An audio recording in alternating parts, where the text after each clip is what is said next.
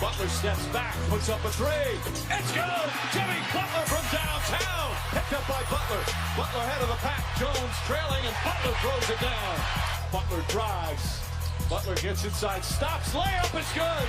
The magic is in the work. And in Jimmy Butler's case, it's shown time and time again.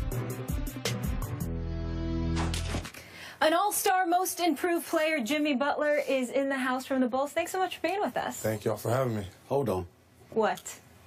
I know good and damn well you didn't come onto this show on national television with practically the same suit on as Skip Bayless. I mean, what is up with that? He don't have one, Jordan. Who's cleaner?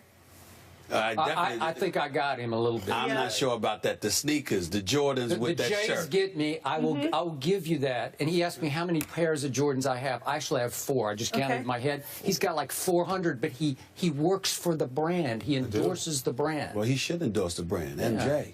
We need to get Skip some sky blue Jays. I've got sky blue. I've got that exact pair. These. I do not, maybe not your pair, but you know. Photo op. Let's put it on Instagram. Jimmy Butler and Skip Bayless with the same wardrobe. Y'all need to change this subject. Wow. You change this subject. Great minds think alike. All right, we have to put you on the hook here. Let's get right into it. What led to you re-signing with the Bulls? I started in Chicago. I think the fans have embraced the way that I play. They've loved me whenever I wasn't too good of a player.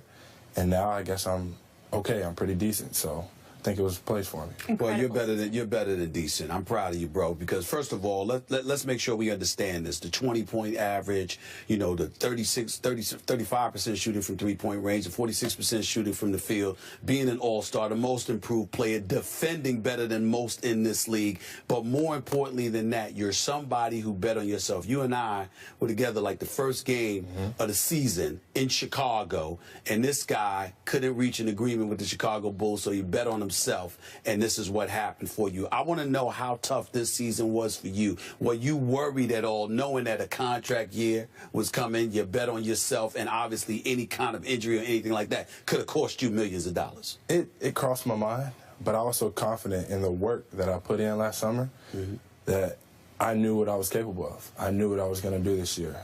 My trainer, Chris Johnson, who I call Dodo because he's not the smartest individual.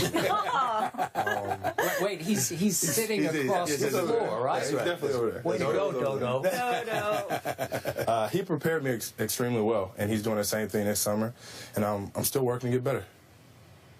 Go ahead, Skip. Do you want to ask about Derrick Rose? Well, it's definitely coming. Okay, we got to do it. Go ahead. Go ahead. I'm going to tell you what I hear from a lot of people I know in Chicago, where I once worked.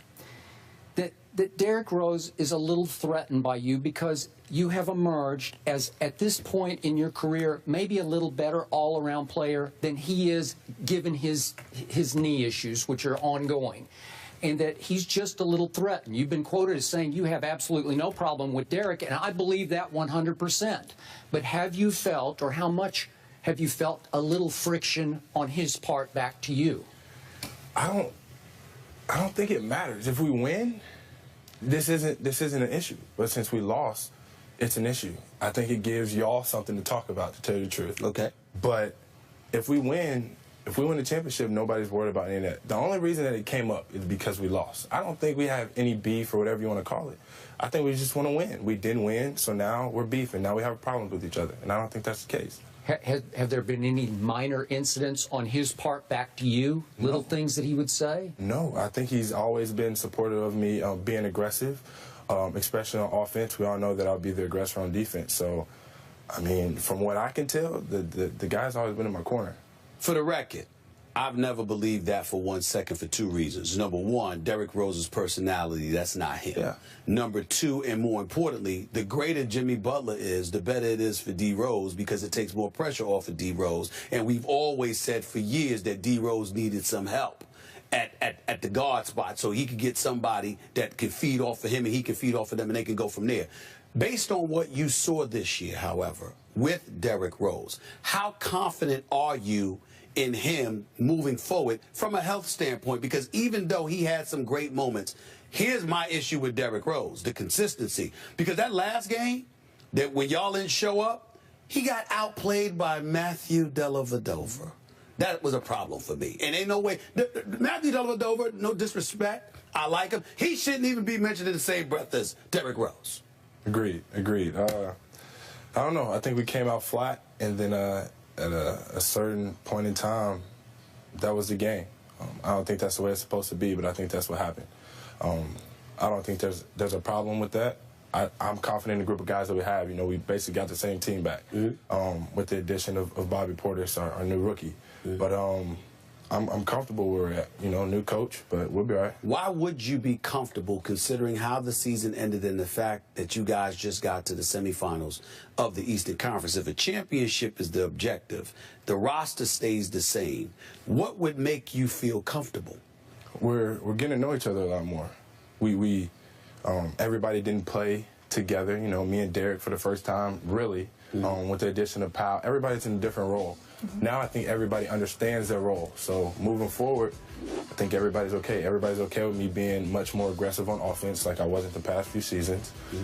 So it's all a building process. It's all a learning curve. So I think we're ready. You made your name in this league on the other end of the floor, the defensive end. How hard is LeBron James to guard? I mean, you see what the guy does on a nightly basis. He's one of the best players to play the game. You have to give him credit for that.